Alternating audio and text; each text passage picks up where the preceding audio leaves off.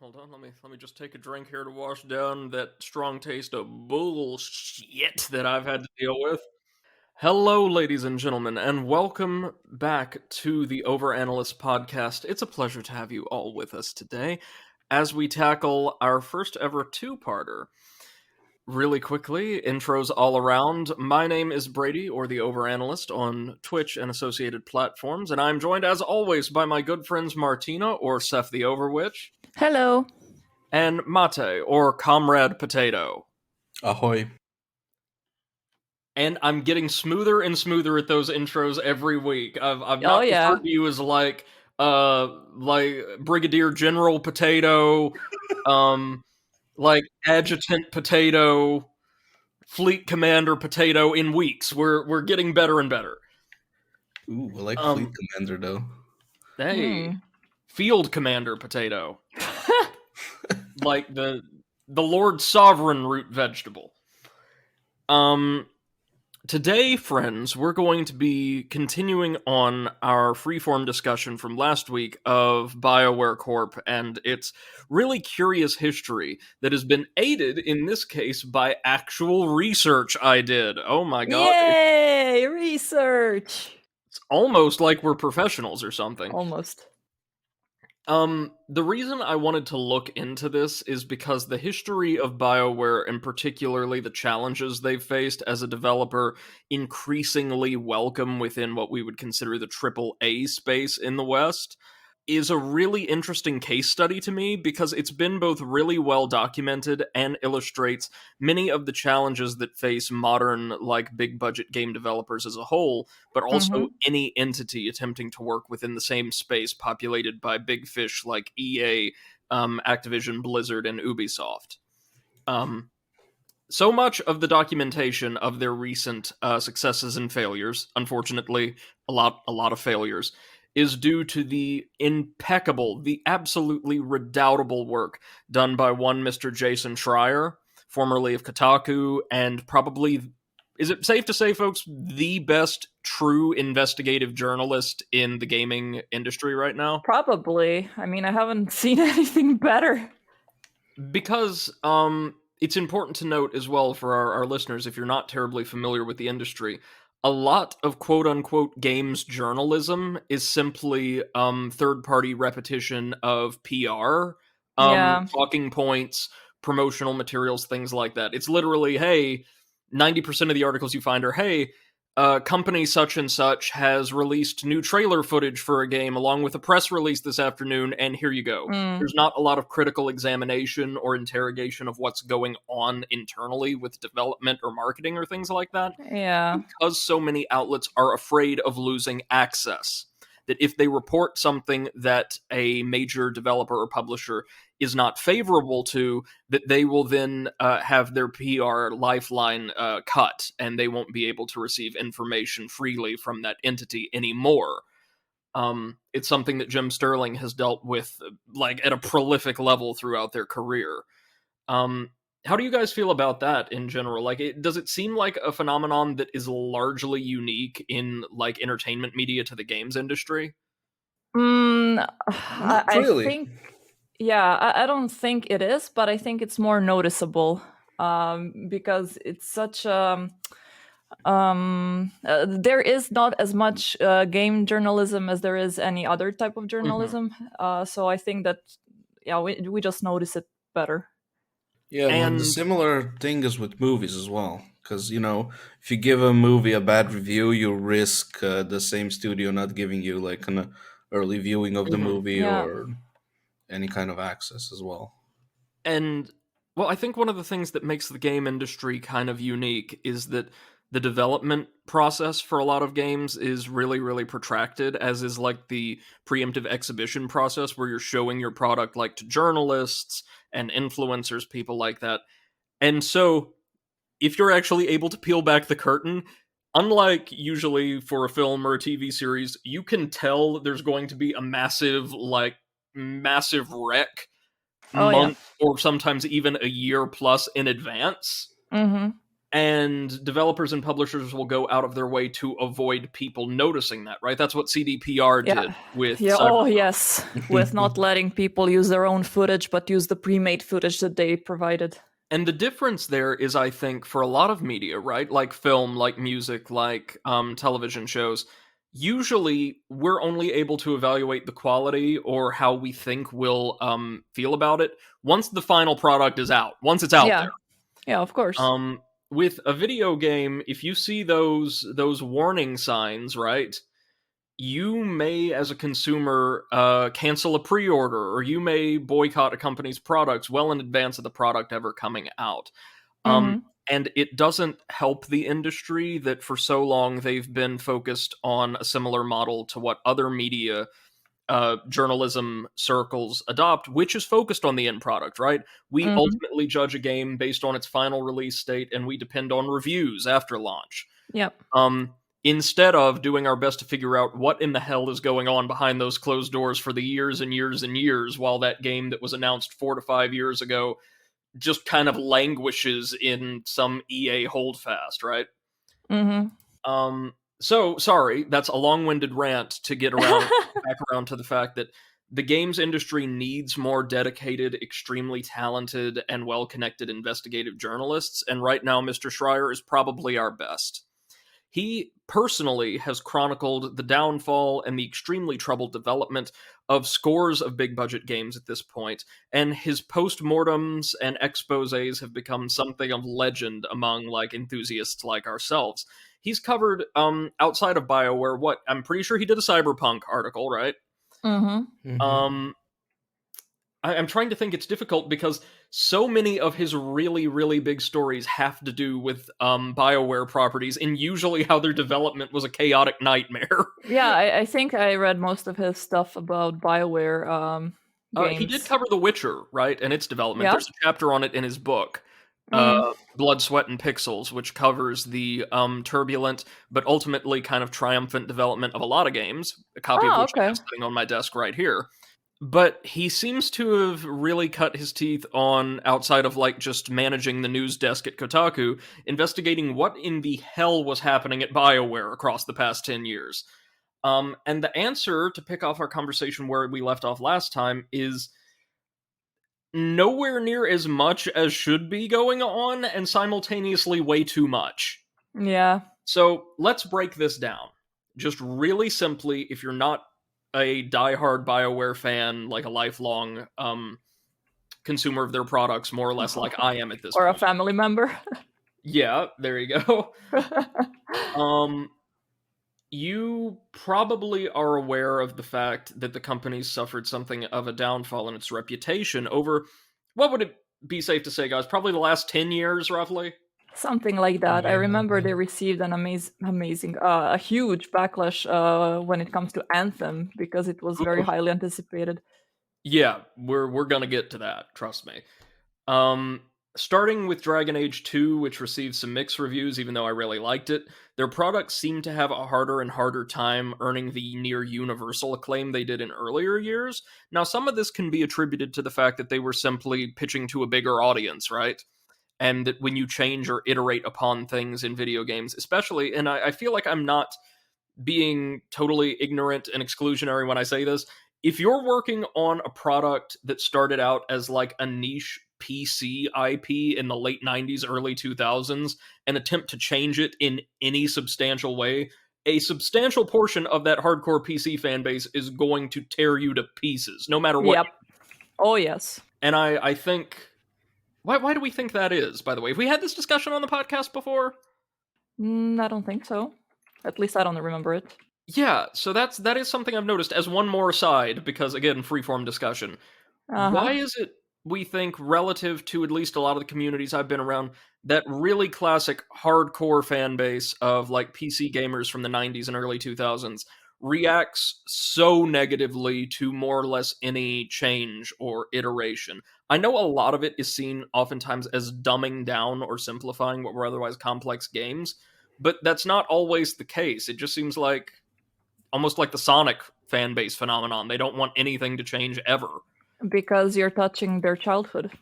And you don't touch anyone's childhood. That's illegal. Seth, please rephrase that. Okay, because you touch people's children. Please don't touch people's children.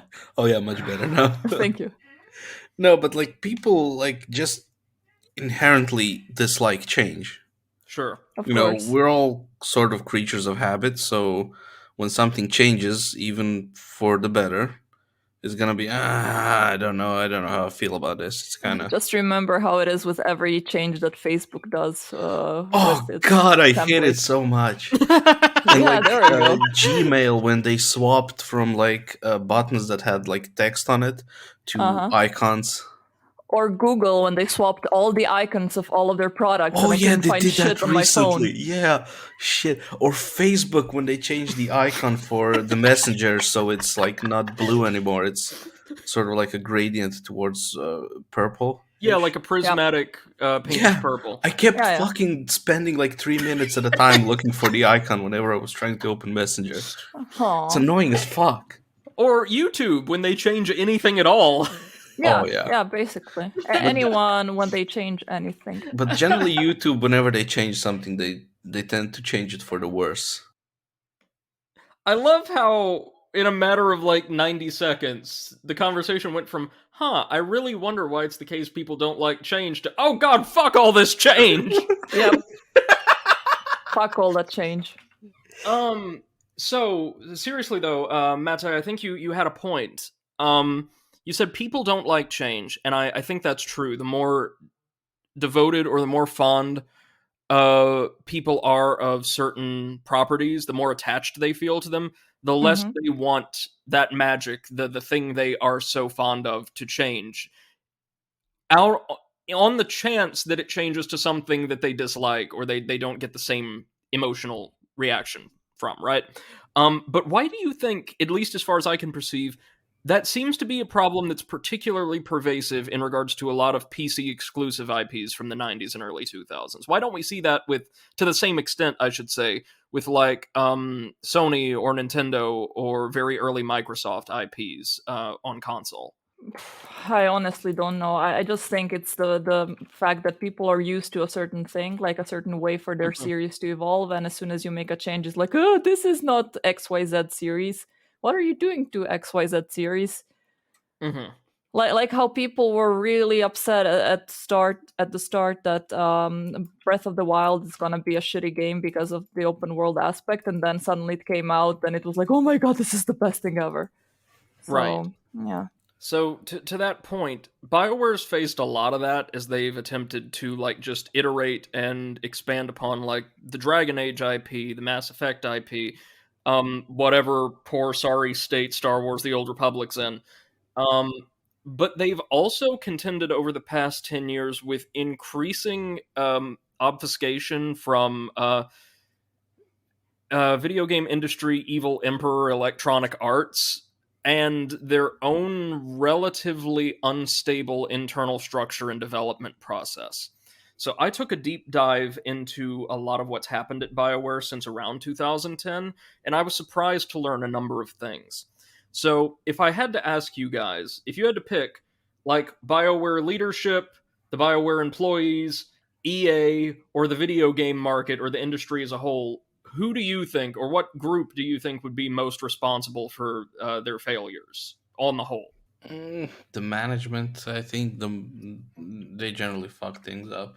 Yep. Oh yeah, yeah. Believe it or not, that's what I found, and I was expecting going in right to see. Oh well, at the very least, EA's got to be responsible for the worst stuff, right?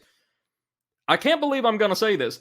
EA made things worse whenever they got involved, but they weren't responsible for the absolute worst things that happened at BioWare within like our rough 10-year period.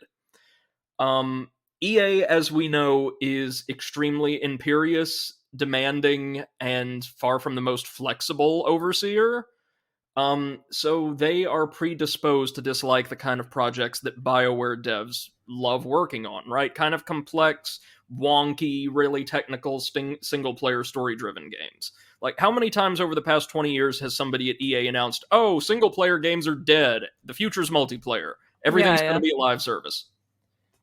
Have they ever been right, by the way? Nope. Not really. Then why do they keep doing it? Well, at a certain point, there will be. Maybe, maybe, or maybe EA will be dead one way or the other. Um, but EA got involved and it became extremely demanding on BioWare's time within this period. Okay, this was during the same period where, like, you think over the past 15 years, they shutter Pandemic Studios, um, and the Dead Space team, and, well, EA is just notorious for killing off studios that underperform, but also creating environments, right, where they're unable to perform as they would have otherwise had they been independent. EA puts their studios on pretty tight timetables and demands pretty extreme sales performance from all of their projects. To put it lightly, right? They aren't flexible, they aren't very, like, developer friendly at all, and they seem to focus test all of their projects based on extant market research rather than attempting to, like, hear out what ideas their devs have and say, hey, that's a really cool idea for a game. I bet our marketing people could sell that game. For instance, there was a great incident recorded in Jason Schreier's book where then EA CEO John Riccitiello um, attempted, like, very vociferously to get BioWare to include dragon writing in Dragon Age Inquisition because it would sell 10 million copies that way. This is the kind of involvement EA typically has. Yep. Do it faster, do it cheaper, do it with technology you can't use, and also do a bunch of stupid shit that we can stick on the back of a box. Yep. They're not great, to say the least. But BioWare and their own management seem to be the cause of more of their own problems than anything else. Let's start with Dragon Age 2, alright? So, in the late 2000s, Dragon Age Origins had put up phenomenal numbers, right? And we talked about this last time. It's a great game. I'm pretty sure. Mata, you've not played it, but Tina, you and I have, right? Mm-hmm. It's a great game, had lots of DLC, like substantial DLC, all of which sold really well. One of the DLC packs was so bulky it got its own standalone disc release, Dragon Yep. Age Awakening, which Yep. is primo stuff. And the company was kind of flying high off of this. But then, in order to fill a substantial gap that resulted from a number of bungled side projects, the sum total of which were BioWare trying to learn the new Frostbite engine, which we'll talk about in a minute, just not being able to get the damn thing to fucking work, and the Old Republic not being able to work, they had to produce some kind of product that EA could sell and make a profit off of almost immediately. So here's what happens. Star Wars The Old Republic, we covered this in the last episode, right? The Star Wars MMO? Mm-hmm. I was surprised to find out it is actually at the very start, as like a side note, of BioWare's decade of severe internal troubles. See, they set up, I believe, an not independent, but like a freestanding expansion studio, a branch of BioWare, almost exclusively to handle development and maintenance of the Old Republic. And because you were taking your narrative single player, tightly designed, story driven game studio and forcing them to make World of Warcraft, they weren't very efficient at it.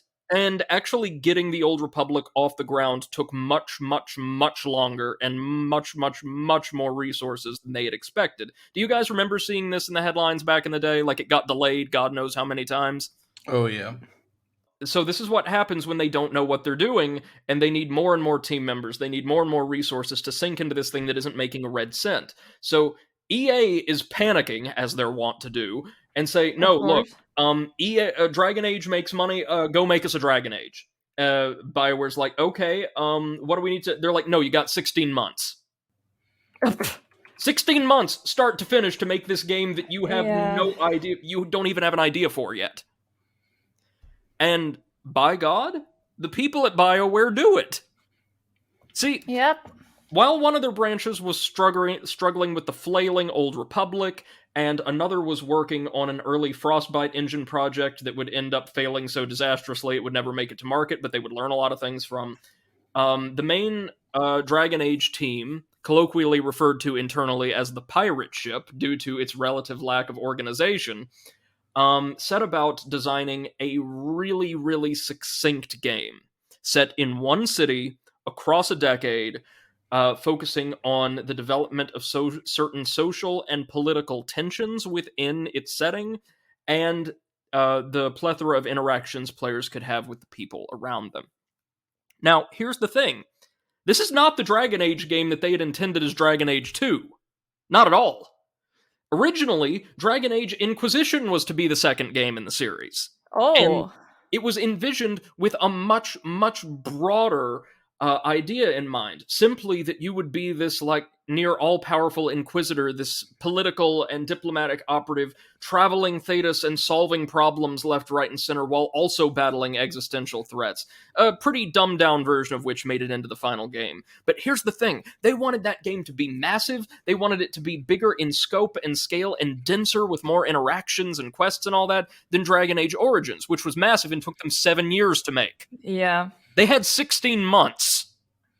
So, Totally doable. I think switching to what was effectively a side story, cutting down on like a diversity of player origin stories, like for different species and classes and all that, was a good move. And focusing on telling a simple story that you could do fairly well with the limited time and tools at hand was actually a really smart move when forced into that kind of situation, right? Yep. But the problem here is they were running Bethesda style on ancient hardware at that point, a very old internal engine that couldn't do a lot of the flashy cinematic or rendering things they wanted. And they just kind of had to cobble together a lot of systems and just throw something out there and say, hey, we made Dragon Age. It was originally going to be called something else entirely, but EA executives insisted it be called Dragon Age 2, even though it has no real chronological succession from the first game. But how do we feel about that big old wad of information I've just thrown at you from Mr. Schreier's book? I think it's amazing that they were able to get anything remotely resembling a quality game out in that time. Well, absolutely. And I don't remember which was the game that also had like, oh yeah, the worst game of all time, E.T. Haven't they learned anything from their example? That was another game that had incredibly short development time due to the fact they wanted to release it for the Christmas holidays. Yep. So why do, like, I would say upper management of companies like that think that if they put more developers on it, that they're going to get faster results? It's kind of like thinking, if you have one woman, she's going to give birth in 9 months. But if you have 9 women, they're going to give birth in 1 month. Exactly. That's a wonderful analogy. Generally, that's because management doesn't know fucking shit about the stuff they do. They're like, they have experience in managing, but they have no experience in like development and IT. So all they think is, oh well, if I tell these people to do this, this, and this, they'll just have to do it. Yes. And they have no idea if it's even doable in that time frame. So the issue we have, and there's lots of articles written on this that speak to it far more dexterously than I can, is a lot of, as you said, Mate, a lot of industry execs anymore are just that professional executives or like marketing people. They are not involved, and many of them don't have the firsthand knowledge of making games, what it takes, right? What's actually going on a technical level. They just know, like, you've got to keep, like you're working the line at a restaurant, and you've just got to keep riding the chef, and eventually he'll get that food out, right? Yep. But amazingly, the pirate ship at BioWare, led by senior developer Mark Dara, were able to put together Dragon Age 2 and get it out. And according to Mr. Schreier's narrative, as well as what I was able to find online, people absolutely hated this game at launch. Yep. I hated it too at launch. Yeah, people said it's much shorter, the story's simpler, you can't customize your character. There's just the same few maps and dungeons reused over and over and over again. All of which is true. Yeah. But it felt like BioWare was pissing off two different constituencies at once, right? that on one hand they had upset a lot of people who loved the deeper, more tactical, more D&D flavored combat of Dragon Age Origins, kind of loosely adapted from Baldur's Gate. And they were Yep. also pissing off the people who really played BioWare games for their narrativity, their world building, the sense of exploration and wonder, because we've got a much smaller game, a much less kind of a detailed game than the first, set in one fairly compact setting. They literally Um, pissed off everyone they could piss off. Right. And here's the thing. I think moving away from like the extremely finicky tactical combat of Dragon Age Origins for a series that was also being designed for console at the time is not a bad idea. I think they could have done it a lot better than they did, but that in and of itself is not inherently flawed. Hmm. Having to throw so much of the narrativity and all that out, however, was not great. But the amazing thing to me is looking back and playing through Dragon Age 2 again, as I did just a couple of years ago, it's really not a bad game. It's quite good. And for what it is, considering the development time and the circumstances, it's amazing. And Martina, you've played the game as well. What are your Yeah. thoughts, like looking back? I remember that the first time that I turned on the game, I was like, this is not Dragon Age. Like, Mhm. I didn't think the game was bad. I just did not think that was Dragon Age.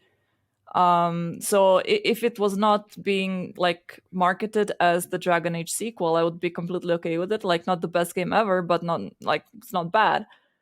However, considering how much fun and time I've invested in Dragon Age 1 and like just getting involved in the entire in the entire universe, Mhm. I was super disappointed to see that the entire story basically was inside that freaking city. Kirkwall, yeah. Yeah, Kirkwall. The story progressed nowhere. So, like in the grand scheme of things, you didn't really do much. And just gameplay wise, it was a hack and slash game, if I remember correctly. It wasn't even like Uh, it was a little more complex than Inquisition, I want to say, just a bit. It did not well, feel good though. Like gameplay felt totally unimpactful.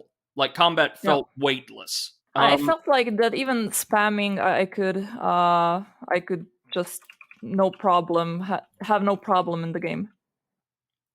Yeah. What class did you play, by chance? The guy with the great sword. I don't know what class that was. Oh, like a warrior or A what have warrior type, you. yes. Then okay, that explains it. Mm.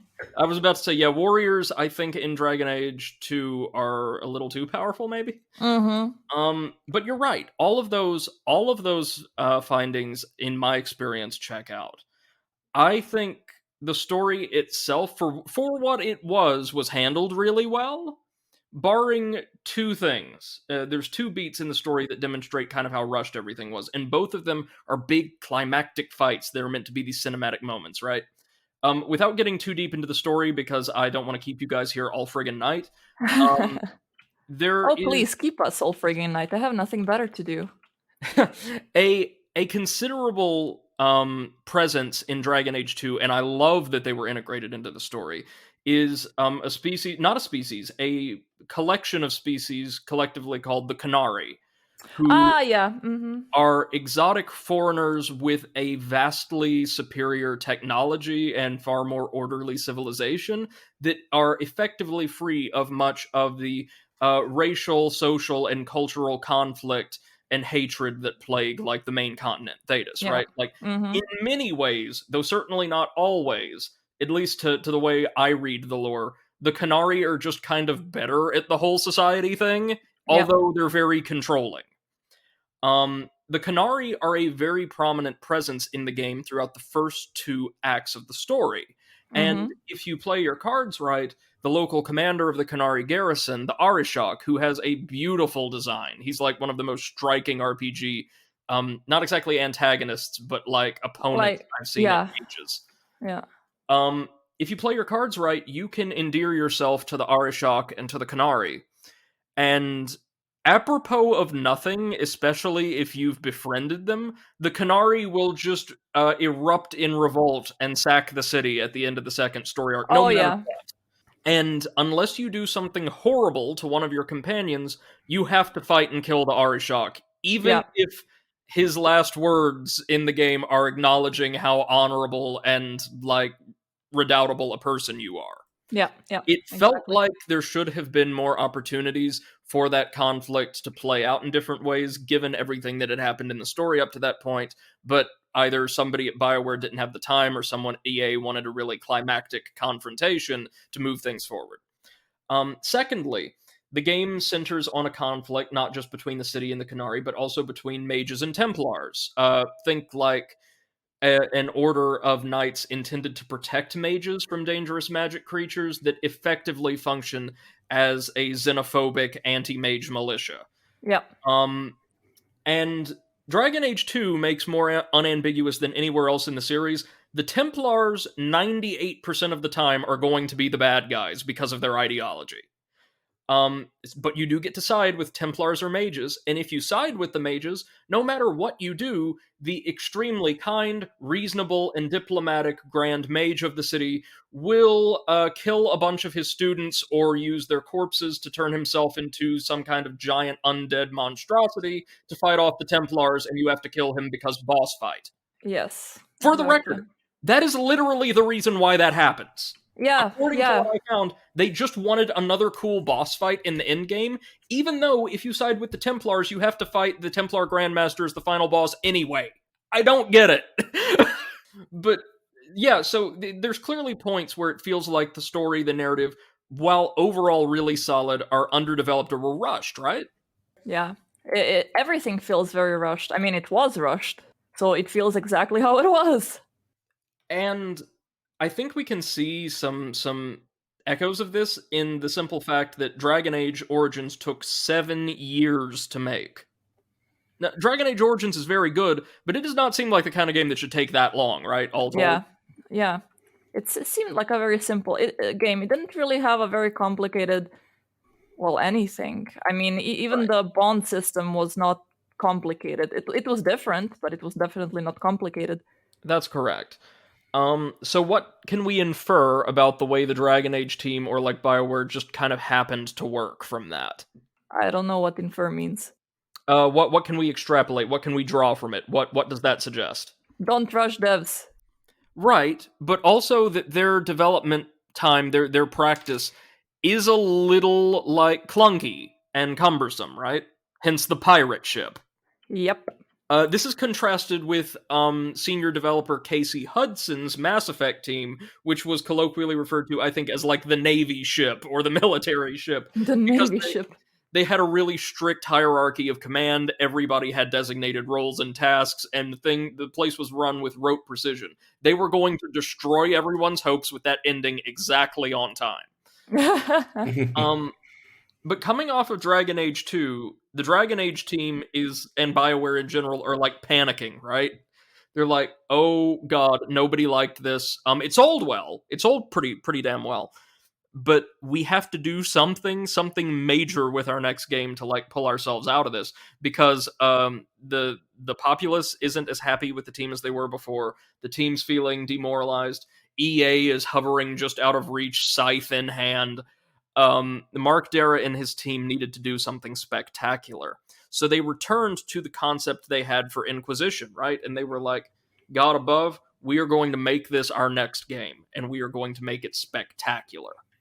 And one of the things they wanted to do from the very outset was replace that dated, clunky, old, like, I think it was a proprietary engine, not with what the Mass Effect team was using, which I think was Unreal 3, and used it to great effect. The Mass Effect game was gorgeous. But instead, with EA's own Frostbite engine, developed and powered by the good folks at DICE, the developers of the Battlefront games.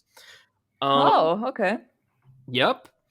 Because if you have ever seen footage from a game fueled on Frostbite, usually it would be a Battlefield game. They are amazing looking, ain't they? Yeah, they are. Yeah, pretty good. But here's the thing. The Inquisition team had all these great ideas for massive environments that they were going to pack full of quests and characters and interactions, a game based around exploration and like moving forward into unknown or unfriendly areas and like really losing yourself. And they wanted like the best visual fidelity, the very best looking graphics and character models and all this they could manage, and Frostbite could deliver that. Here's the problem, friends. Frostbite was an engine designed exclusively to make shooters. There is no way, there were no tools in existence at the time development on Inquisition started properly to actually like make an RPG with Yep. all of the RPG systems and tools and things you would need in Frostbite. So, real quick, guys, because you have more knowledge of technology than I do, you might be able to give our listeners a better idea of what we're talking about here. Can you explain, like, what exactly a video game engine is and what purposes it fulfills? It's a big explanation, but basically, it's the very core of the game. It handles everything, the physics, the controls. Like if you have the engine, all you really need is just an idea of how to make the game. Like once Hmm. you have a complete engine, making a game isn't that difficult. Making a good game a bit harder, but making a game not that difficult. Like Hmm. all you need to do is write a couple of scripts for controls, camera movements, just design everything. But like the engine's really where everything is at. Like a good engine can make a real difference in a game. You can make the same game with two different engines, and one of them will be crap because the engine is just not that good. Yeah, absolutely.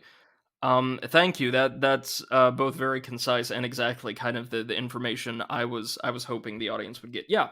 An engine is kind of like the chassis for your game, Yeah.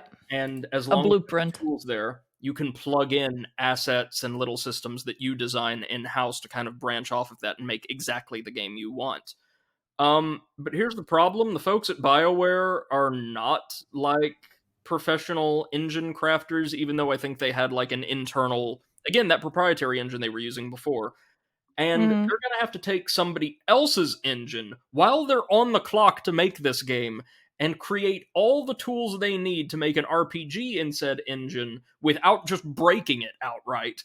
Uh, at the same time, they're making the game. Let me explain what this means, because this actually happened during the development, according to Jason Schreier. If you're trying to write, say, a script for a cutscene, and you're trying to sync up animations and audio lines and all that, if the engine is not calibrated properly to do that kind of thing, you might get one or two scrubs in on a specific line, like cleaning up the audio or the animations and all that. The engine will crash. Then you'll have to boot everything back up and get back in there, make one or two more little adjustments. It'll crash again.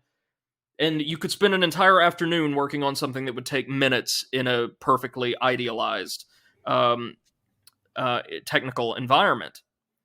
And then, if the next day or the next week the actual developers of the engine, another studio halfway around the world, decide to update it and issue like a more sophisticated version of the engine, well, guess what you and your team have to do? You have to boot everything over to the new version of the engine, like the whole game, including all of the systems and all of the quick fixes that you had to jury rig, and hope and pray that the changes the other team made to the base engine doesn't render all of the changes you made completely invalid. Basically, yes. So, throughout 90% apparently of Dragon Age Inquisition's development, people were just struggling with how in the hell they were going to make the game because the engine kept fighting them every step of the way. The best way to think about this is you are having to, from base parts, hell, maybe even you're having to like create some of the parts yourself. You're having to assemble an oven while baking a cake in it at the same time. Yep. So as a result, all of the people in creative, aside from the art team, who, as I understand it, had a fantastic time designing some what genuinely are absolutely breathtaking environments and characters, they outdid themselves with this kind of visual design, which is what Frostbite excels at. Yep. Everyone at BioWare was just in hell for years because, again, they just didn't have the tools on hand to actually produce the game. They had to create them, and they spent so much time creating and iterating upon and throwing out and revisiting just the engine, the foundation, that the game itself and its content definitely didn't receive all of the time and attention that they needed. But they were able to iterate upon a lot of the biggest complaints people had from Dragon Age 2. Um, the interactions with people around your home base and your companions were made deeper and more substantial in some cases. There was considerably more to do and see. Whether or not it was high quality is another matter entirely. Um, and combat felt way more satisfying. And the reason for this, and this is so cool, this is one of my favorite practices from the industry I've read about, is a transfer from another studio set up a testing laboratory where every week he would order every single person on the development team to come in and play through nothing but combat encounters for an hour, filling out surveys and questionnaires, evaluating their experience, and rating the combat mechanics and systems as they went. And within a month, the average rating on a scale of 10 went from like a 1.8 to an 8.8. Wow.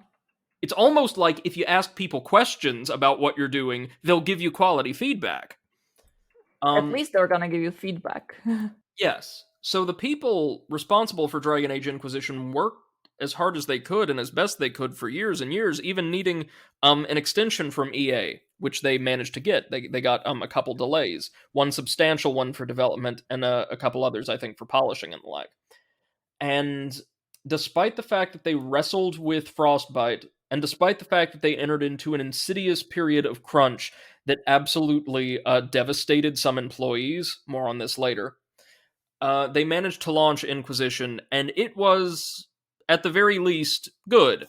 Martina, have you played it? Yeah, of course. Inquisition was one of the better games that I've played that year. I really liked it. How did you feel about it and the changes they made via Origins and Dragon Age 2? That was my favorite one in the trilogy, to be honest. I think what I like the most is just the ability to have your own like base and go on missions, like send your let's say units on the mission. That's something that was absent from the original Origin. And that is something that I really enjoyed, like that type of gameplay. Like you do your own missions while your minions are, doing missions on their own. So it feels more alive. Like the entire world around you doesn't just stop while you're traveling around and doing like whatever the fuck you're doing, like saving the world. Compared to Dragon Age 2, it's a completely different game. That's like no question there. Yeah, absolutely. They're kind of polar opposites in terms of scope and scale, and this is something some people have talked about. It's included in Schreier's account. While Dragon Age 2 kind of felt too small, if anything, Inquisition just felt way too big. Yeah, with a little bit. A lot of kind of samey, repetitive, open world-ish quests thrown in with a lot of really good stuff. Yeah, I mean the same old shtick of closing the rift and going from point A to point B was, not that interesting. Aligning constellations. Yeah, aligning constellations. Like also aligning constellations was a cute idea, gotta say, but at some point I was just like, oh come on. I remember that towards the end of the game, I just got a walkthrough and would just like take a look at how to do it because I just did not want to be bothered with it anymore. Right. The drudgery had gotten to you. Yeah. But really quickly, before we conclude like the Inquisition segment and move on to like the newer stuff, I do want to share with you guys a couple excerpts from Jason Schreier's Blood, Sweat, and Pixels on this. We've talked about crunch and what an inhumane practice it is before. Let's see. There's an excerpt here from a particular exec talking about like his experiences with it. Here we go. John Epler, the cinematic designer, recalled a bleary-eyed ritual in which every night he'd drive to the same convenience store, pick up a bag of Cheetos, and then go home and zone out in front of the television. Quote, you get to the point where you've been at work for 12 or 14 hours. You get on the road home and you think, all I really want to do is watch a TV show I've watched 100 times and eat junk food I've eaten 100 times because those things are comfortable and I know how they're going to end, Epler said.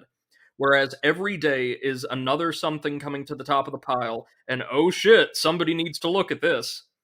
When the store's clerk started to recognize him, Epler realized he needed a lifestyle adjustment. That's how crunch, and that's a relatively mild case based off of what I've heard, but Yeah, that's how crunch can affect people's mentalities. That's how the feeling of constantly being or living at work in a chaotic, unordered workspace can affect people. And it's one of the reasons why we need to advocate for better environments for our developers across the board. definitely. Secondly, in regards to the quests, many of which, like the little open worldy things we talked about in here, they explain. Mark Dara, the project lead, called them garbage quests. um, he says that Schreier says this: had the Dragon Age team miraculously received another year to make the game, or if they'd had the opportunity to spend years building up Frostbite's tools before starting development, maybe those quests would have been more interesting. Maybe they would have been less tedious. Maybe they'd have had more twists and complications like the ones found in The Witcher 3 just a few months later. Absolutely. Again, this poor studio seems to constantly be rushed to just get a decent product out. And in the case of Dragon Age 2 and Inquisition, they managed. And in the case of Inquisition, against all odds, like the friggin' hardware just wasn't working or didn't exist most of the time. Yeah. And they managed to create a game that, again, is good. It earned like a lot of 7.5s to 9s, and I'd say that's fair. Those are respectable ratings. Very much. But especially considering how abysmal the previous one was. Let's remember, friends, though, that's twice the Dragon Age team and BioWare in general, well, 3 times if we count Old Republic, had just barely made it in under the gate, right? And what was their next major project? Andromeda? Oh, God. So, the Mass Effect Andromeda, the follow-up / spin-off to the extremely popular, until the very last moment, Mass Effect trilogy, that, at least narratively, had a brilliant thrust. Because the studio didn't know what to do with their original setting in the Milky Way galaxy after Commander Shepard's saga, they decided, we're not going to set this in the Milky Way galaxy. We're going to stick you on an arc, fling you far into the future, and have you and many of the beloved Mass Effect characters and races set up a colonization effort in the Andromeda galaxy, in a game based around diplomacy and exploration, discovery in its rawest form. And that, to me, when I saw that initial pitch, I don't know about you guys, I thought, this is something this studio can knock out of the park. Yep. Sounds great. Sure. Yeah. We get to meet brand new, like, alien races, engage in first contact. It's gonna be like the Star Trek RPG we always wanted. I see where this is going. It was a friggin' nightmare, both to make and to play. And here's why. Largely, once again, technical issues. I think, what, wasn't Andromeda made on Frostbite as well? I think so. Oh, great. Yeah, so that gave them a lot of the same issues. Now, they had a lot of the infrastructure from Dragon Age Inquisition that could be reused or adjusted, but I think they still had to develop a lot of tools in-house, which made it clunkier than need be.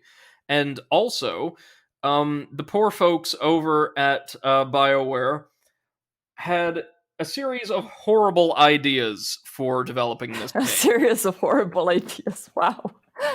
Can you say procedural generation? Yes.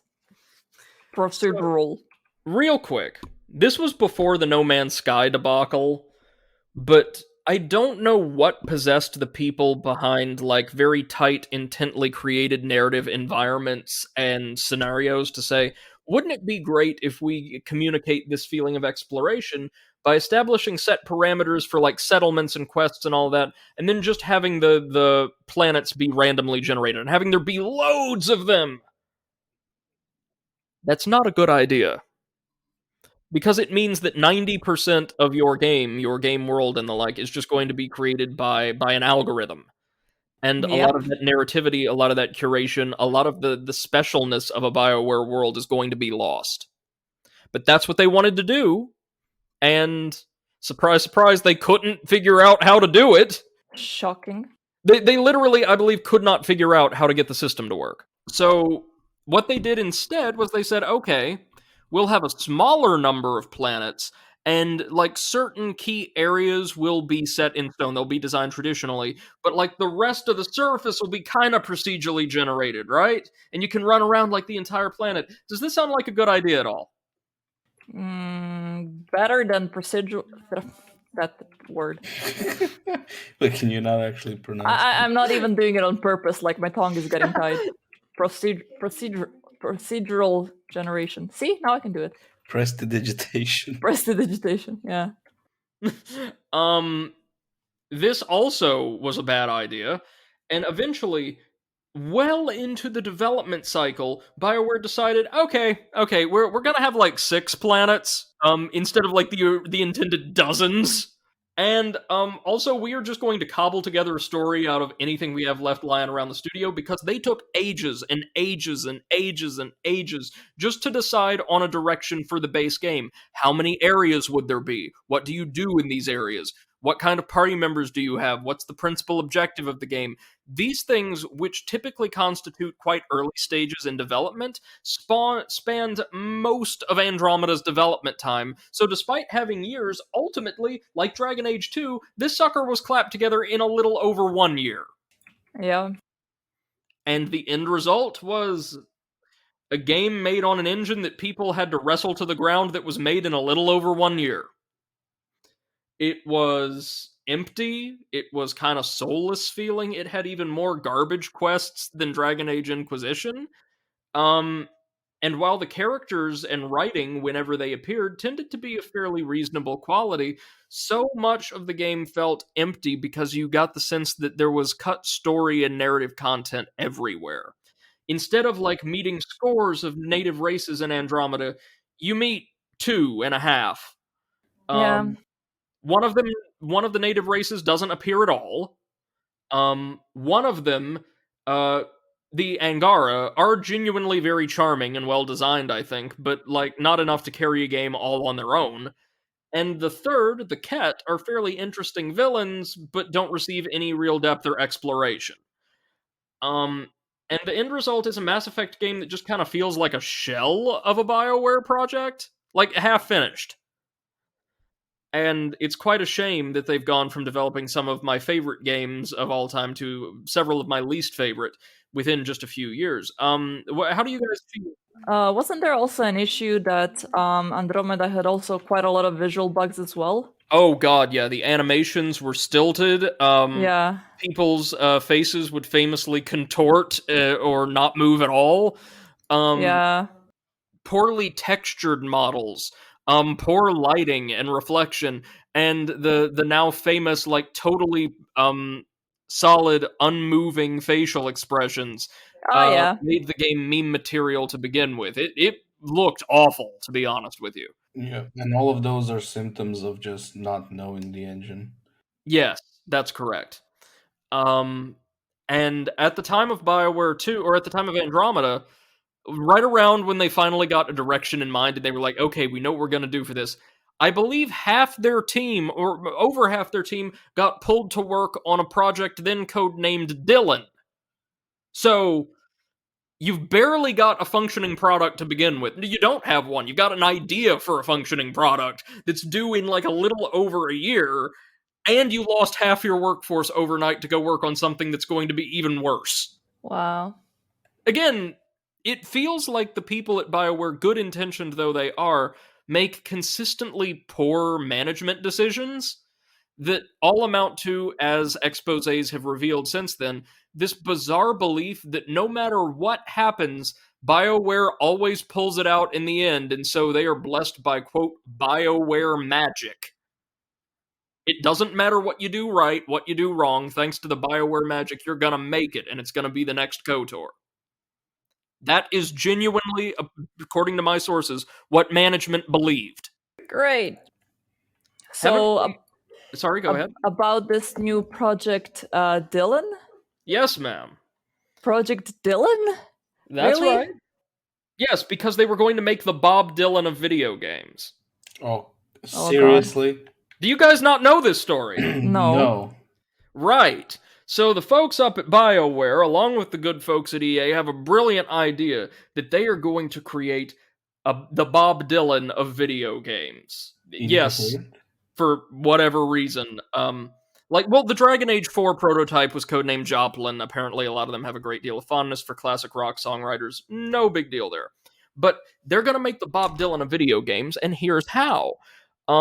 they are going to create an IP that, according to Casey Hudson, I believe, formerly of the Mass Effect military ship, would be referred to, would be referenced, would be like a cultural touchstone for years to come. Oh, yeah. You know Project Dylan by another name. Tell us. Do we? Tell us. Oh, yes, you do. See, a few years later, into the Dylan development cycle, and this is, again, based off the best of my recollections from the research I've done over the weekend while I was panicking about other things.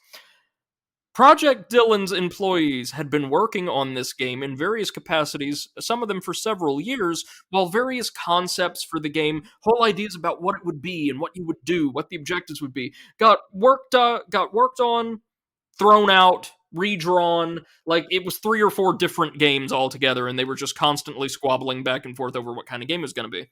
And a few years into development, a couple of 3 years, the employees working on Dylan got their first glimpse of what the game they were making actually was as studio leads showed it off at E3. Seriously? Many people did not know what it was, and they had been working on it for months or years. That's how inconsistent, or sorry, how kind of ephemeral the design foundation was at that point. And they revealed a trailer for a protracted, long-lived live service game called Anthem. Anthem, the Bob Dylan of video games.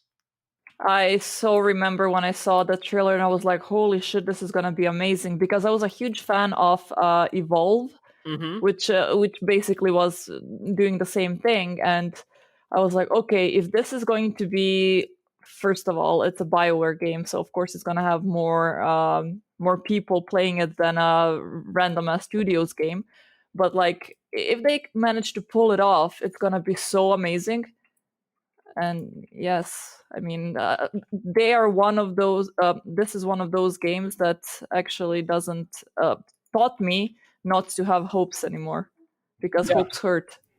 Indeed. Mate, what was your reaction to seeing or hearing about Anthem for the first time? Just Well, to be honest, I was very indifferent.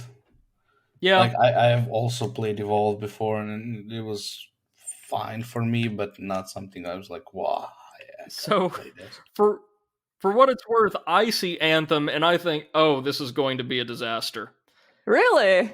Yeah, because just think, in your mind, a live service game like Destiny, a looter shooter, Yeah. made by BioWare, the people who were famous for making single player, really tightly designed, dense character and narrative driven RPGs. This would be like asking one of the EA sports teams to make me Pillars of Eternity.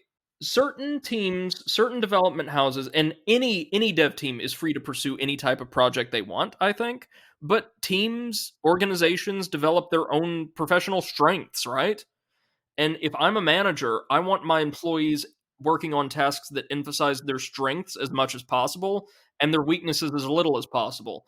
Doing what Jim Sterling has referred to several times as saying, hey, BioWare, go make Destiny, is not a very smart design or management choice on EA's part, don't you think? Mm-hmm.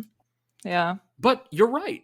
Tina, I'll give you this. The game looked beautiful Yeah. in the release trailers. The idea was that you were going to be like this ranger defending the last bastions of humanity on a world where ancient alien technology has gone awry, rapidly terraforming and shifting the world around you, while also fending off incursions from hostile aliens or a theocratic empire of technologically advanced humans. Stuff that, at least on paper for a game like this, sounds good. Yeah. But here's the thing. BioWare is known for their narrative strength and for making gameplay that, is it fair to say, guys, at the very best is like totally inoffensive. Like, yeah, it works. Mm-hmm. I don't think I've ever played a BioWare game where I thought, oh man, controlling this moment to moment feels so good. Yeah. Mass Effect 3, maybe. And so, what we ultimately got from Anthem, though, was a game that, since it was a live service, since it was essentially an MMO, didn't have much in the way of character interaction with or impact on the story at all. It was very linear. You didn't get Mm-hmm. many opportunities to interact with the characters around you in a meaningful way. And to the best of my knowledge, most of the choices you would make in dialogue or things like that had no impact whatsoever, because how could they, right? Now, during the development of Anthem, EA and BioWare both constantly struggled to figure out what the game was going to be, how to get it to launch, how to manage it once it was launched. And due to the fact that BioWare didn't decide on what they were going to do with it, who was going to head up the project, what the project was going to be, what the end product was going to be, for so long, the base game ended up launching with, is it fair to say, hardly any content? Well, let me see exactly what went wrong to well cause that. Now Anthem was a live service, right? And if there's one thing you need to know, ladies and gentlemen in the audience, it's how much Western video game publishers love live services in theory. In theory, exactly. Like your Ubisoft, your Activision, and especially your EA want all their games to be live services. And in fact, there was a mandate in EA for several years in like internal development that every game that would traditionally be like single playerish had to include a live service element for recurrent user spending. It needed to keep making money, not just once, but continuously. It's not just that. If you make it so it's live and you can't play it offline, you also kind of stop the pirates from like cracking your game, unless they also, while cracking the game, make their own version of the servers, which is much harder. Mm-hmm. Which means more people, even those who just want to try the game, will probably buy it, at least on a discount, which is still more money to you than somebody downloading the game, trying it for free, saying, I don't like it, and not buying it. Yeah. Yep, indeed. And like the issue with live services from purely a consumer standpoint is they want you to be involved with playing with and paying into their game more or less all the time, right? Yeah. So if I have a live service I'm playing, am I really gonna be playing and investing in 2 or 3 of them at a time? No. Maybe 2 at most. Yes. This is the problem that so many execs, like marketers and the like, don't understand. And it's something that many, like critics, I think both Jason Schreier and Jim Sterling have spoken about this in different points. Cite, when criticizing these kinds of projects, if somebody has Destiny and they like Destiny, you're not going to be able to sell them just another Destiny. Yeah, of course. That game, like Call of Duty, like World of Warcraft, holds down such a substantial portion of the market and draws in the money it does because it's the leading product in its genre. You aren't going to be able to release essentially an analog, something very similar, and pull in the same kind of money. That doesn't make any sense. But EA saw those dollar signs, and BioWare acquiesced. What were they to do? They worked as hard as they could to make Anthem or Project Dylan an enjoyable, fun time with both hours of its content. And they had this massive roadmap planned for additional content after release. Like, yeah, we'll give you a full game, and so much of it's coming free, and it's coming soon. Big expansions to the world and the lore, and more things the players can do, and maybe more agency for player characters. One little event called the Cataclysm, or I think the Maelstrom, right, was released, and that was it. They dropped the roadmap because they weren't making any money. Yep. They went through, God, guys, I don't even know how many different people led up the Anthem team during and after development. Wasn't it like 4 at some Yeah, point? yeah. So here's the thing. Something else our readers or our listeners really need to know. The devs at BioWare have been in a state of near constant organizational turmoil over especially like the past 4 or 5 years because all of their senior officers are either jumping ship or rearranging offices. Like Casey Hudson, the luminary behind the Mass Effect team, left the studio, then returned years later, I think, to help helm Anthem. Yeah. And I don't know, is he still with them or did he leave again? I think he left. Okay, so he's gone again. Anthem itself lost 3 or 4 different project leads. I think maybe 5 now. Because people just kept quitting the company, and somebody else would be stuck in charge of the sinking Anthem ship. and so many people ended up uh, just leaving the company. People that like the rank and file looked to for direction left, and there was this massive vacuum in terms of experienced, seasoned leadership to help them direct the Anthem project, especially post launch with all of the totally justified criticism and ill repute that the game received. And eventually, Casey Hudson, while still at the studio, announced a massive retool of the game, Anthem Next. Think about it like Final Fantasy XIV, A Realm Reborn. Something that would totally overhaul the entire game and make it closer to what people had wanted to see. Anthem Next never coalesced because they put together a tech demo just a couple weeks ago, showed it to EA. EA finally decided, oh, you know what? After losing God knows how much money on this, maybe we don't think we can make all the money in the world on this game anymore. Yeah. And shelved it. Thank God. And most of Anthem's team, that is not dedicated currently to preserving the extant service as it is, which will be largely left untouched moving forward, were instead able to go on to the developmental Dragon Age 4 team. And you want to Thank know God. the best part about this, all these failures, what they culminated in? What? EA withdrew its mandate for live service content in all of its Oh games, my to the best of God. my knowledge. Finally. Due to the failure of Anthem and the remarkable success of EA's Star Wars Jedi Fallen Order, a single player, very, very mild Souls like game set in the Star Wars universe that sold like hotcakes, EA finally relented and allowed BioWare to remove a planned, really extensive multiplayer online component from Dragon Age 4. Which, to the best of my knowledge, as long as EA doesn't forget everything they've learned, as they seem to every few months, will not be a sprawling live service game, but instead a single player focused, if not exclusive, narrative heavy, dense game in the style of BioWare from like the old days. And that has me cautiously but extremely hopeful. Yeah. And it's something to me looking back at everything I've presented over the last couple weeks to see how much of this, unfortunately, both the success and failure hinge on BioWare's leadership. Like how important that handful of officers in a development house can be to just getting a project out the door or getting one started.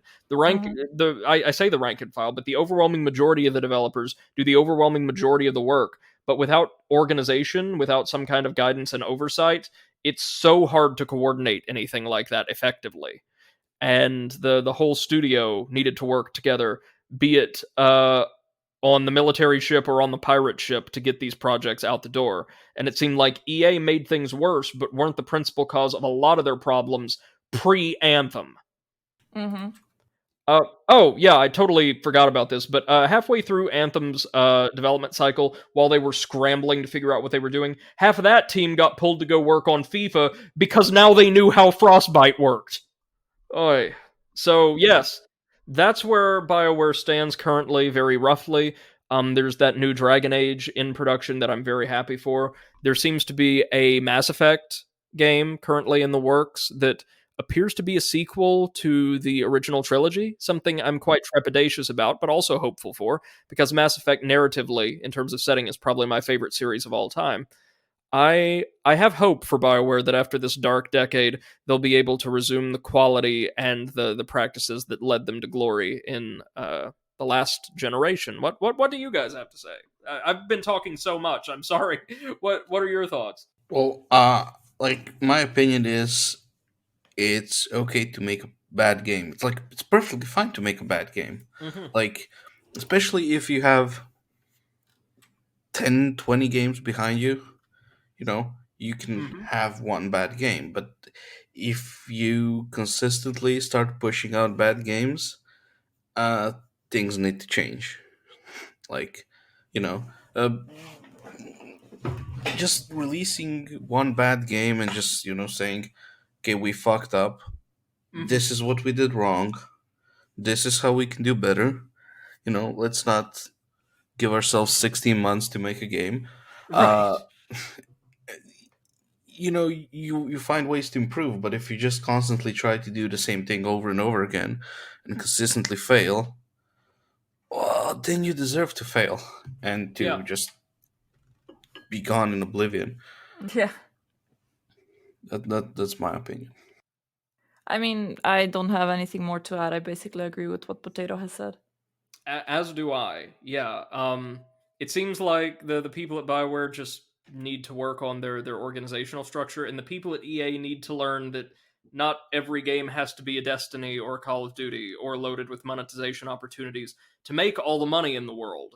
That you can sell a product that is the equivalent of $60 with maybe a couple substantial DLCs down the line, and if it's good enough and popular enough, and the genius marketers at EA, who really, really do a phenomenal job at like getting their games out there, put their weight behind it, it'll sell like you wouldn't believe. You'll still make all the money in the world, and you'll do it ethically. All right. I think that concludes our BioWare retrospective series. I hope this has been enjoyable or informative for Yeah. some of you in the audience. I know I've been both rambly and a little incoherent, relatively speaking, so I apologize for that. I mean, it's always good to listen to the downfall of a certain company. It's like more drama and Sure. more interesting things to pop up. But we end on a hopeful note. I like that. We do. Anything else you guys would like to add for the week? Not really. All right. So until next time, ladies and gentlemen, thank you so much for joining us. Please feel free to subscribe to this podcast on the service you're using to access it right now. New episodes will be released near midweek, most every week, covering a variety of serious and silly topics surrounding gaming as both an industry and a culture. I hope you all have a wonderful rest of your day, and thank you so much for electing to spend some of it with us. Until next time, I'm Brady, or the Overanalyst, joined as always by my good friends Martina, or Seth the Overwitch. Bye-bye. And Mate, or Comrade Potato. Bye bye, everybody. Take care.